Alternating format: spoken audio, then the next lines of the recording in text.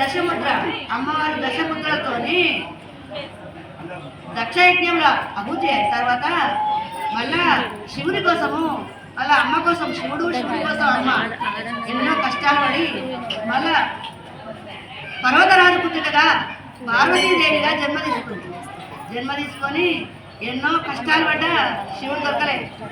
ఎన్నో అవతారాలు ఒక్కొక్క రోజు చాలా చాలా ఎంత అంటే అద్భుతం, అంత అనంతమైన కష్టాలు పడ్డారు అమ్మ. అప్పుడు 10 చేతులతో దర్శనమిచ్చింది. అంత శక్తి కావాలి. ఒక్కొక్క చేతుల ఒక్కొక్కరు మన లోపల ఏమన్నారు రాక్షసులు.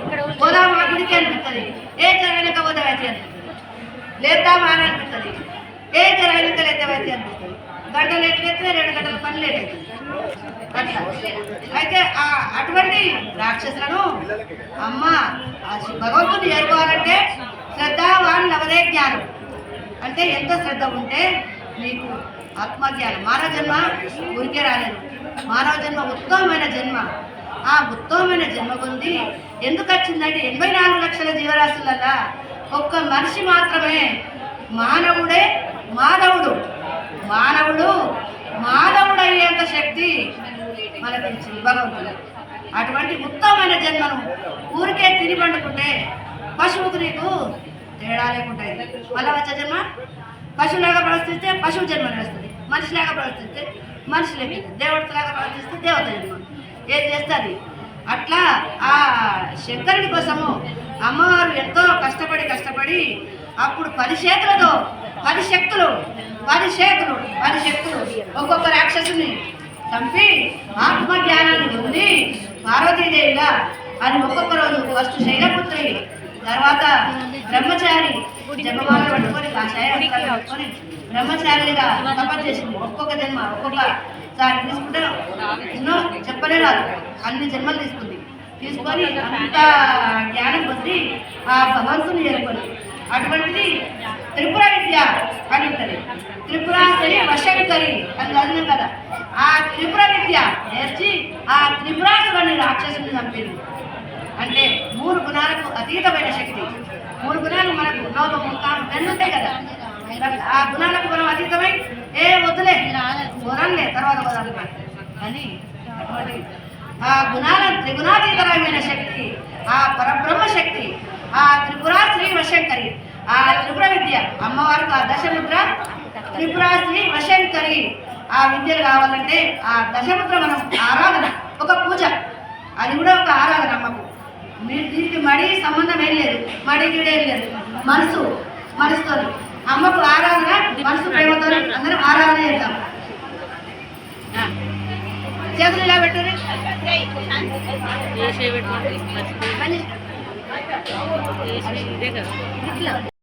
ముద్రాయ నమః.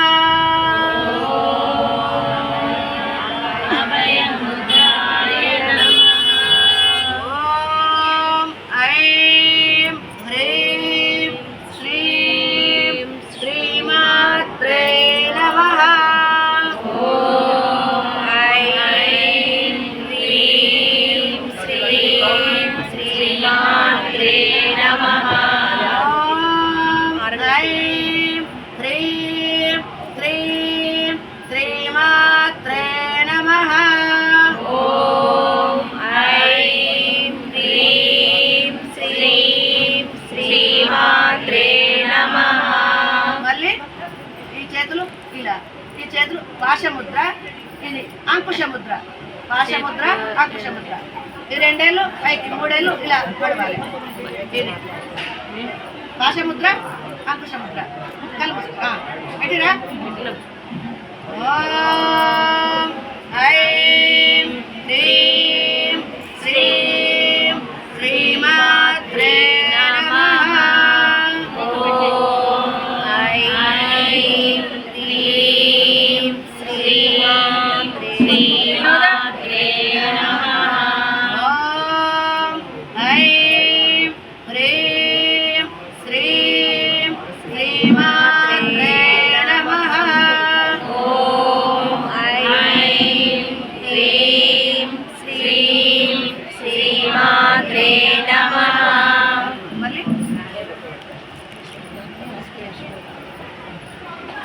చిన్ముద్ర ఇగో ఇలా చిన్ముద్ర చిన్ముద్ర అమ్మవారు చిన్ముద్ర పెట్టుకుంటాం కదా ఇదే కదా ఓం ఐం హ్రీం శ్రీం శ్రీమాత్రే నమః.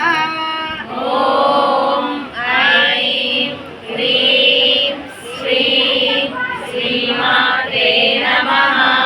ఓం ఐం హ్రీం శ్రీం శ్రీమాత్రే నమః. ఓం ఐం హ్రీం శ్రీం శ్రీమాత్రే నమః. మన శైలానే ఉంచి మన గోముద్ర అయిపోయింది. శ్రీం శ్రీమాత్రే నమః. ఓం ఐం హ్రీం శ్రీమాత్రే నమః. ఓం ఐం హ్రీం శ్రీం శ్రీమాత్రే నమః. ఓం ఐం హ్రీం శ్రీం శ్రీమాత్రే నమః. అక్షమాల ముద్ర. ఇప్పుడు తర్వాత ఇది ధనుర్బాణం. ఇది ఇట్లా చెయ్యి ఇట్లా పెట్టి ఇట్లా సూటిగా ఏళ్ళే చూడాలి. ఏళ్ళు చూడు. ఓం ఐం హ్రీం శ్రీం శ్రీమాత్రే నమః. ఓం ఐం హ్రీం శ్రీం శ్రీమాత్రే నమః. ఓం ఐం హ్రీం శ్రీం శ్రీమాత్రే నమః. ఓం ఐం హ్రీం శ్రీం శ్రీమాత్రే నమః. మళ్ళీ ఈ ఏలు ఇటు ఈ సైడ్ బాణం పెట్టారు. అయిపోయిందా? ఓం ఐం హ్రీం శ్రీం శ్రీమాత్రే నమః. ఓం ఐం హ్రీం శ్రీం శ్రీమాత్రే నమః.